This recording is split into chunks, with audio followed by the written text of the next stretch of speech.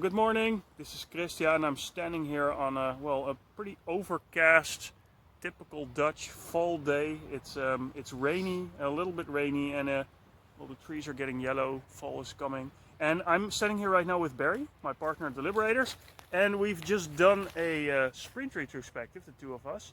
And Barry, what was our biggest lesson? Yeah, I think we've got one very big lesson, and is that the sprint goal was very good, was very tangible, and also very specific. But I think we made it a bit too specific, and also therefore too difficult for us. Because what we wanted to validate is that if a string of liberating structures that a Scrum practitioner like you can use, if that's something that is of value for you, one would have been perfectly fine to validate that assumption. But why not? We made it 5, and 5 was sort of like too much, and it caused a bit of stress with us. So that's something that we've learned, that to validate an assumption, you don't always have to create a lot of output.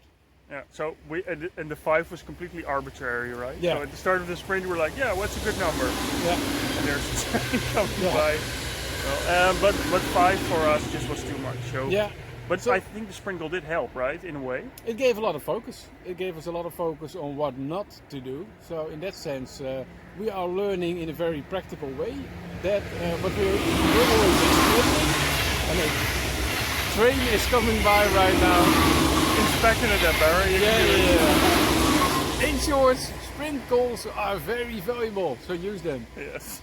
So we're back again. We just had a interesting 45-minute walk, and also to prove that we are not always picking like the most beautiful environment. This time we are, where are we? Like this is the highway of nearby Utrecht in the background, and it's a very day. It's rainy and it's not the best day, but again. But then again, it's Groenekant. So for people that are familiar with Utrecht, Groenekant is a really nice place. It's just that we sort of picked the wrong places to make the video. So. But I think we had a very good sprint planning. So Chris, can you maybe tell a bit more about what they can expect? Yeah, a lot. Because last sprint, what Barry and I focused on was to create at least a couple of strings that you can use with your team to kickstart a new initiative or to inspect a certain myth. Not having sprint goals, what happens because of that. We got some very useful feedback from patrons during our sprint review. So based on that, for this sprint, our sprint goal is to test the assumption that people are also willing to pay money for this. And this could be either by becoming patron or by paying for the strings individually. But what we're going to do in terms of work for this sprint is to actually create a few more strings. So we have 3 right now, so we'll improve those 3 with the feedback that we received. But we'll add some more. Some of these strings will be made available for free in our web shops. You can just download them there. Some will be made available for a small price, or you can become patron and get them for free as well.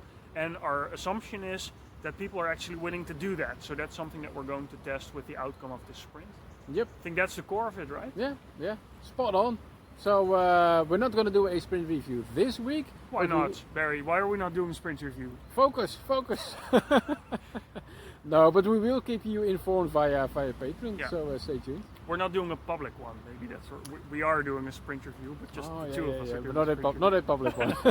And we're going to use the sprint, of course, to collect feedback and to work with whatever you have to offer to help us in terms of feedback or suggestions. So in that sense, we'll definitely work closely with you. Cool. So stay tuned. Stay tuned. See you soon. Bye-bye.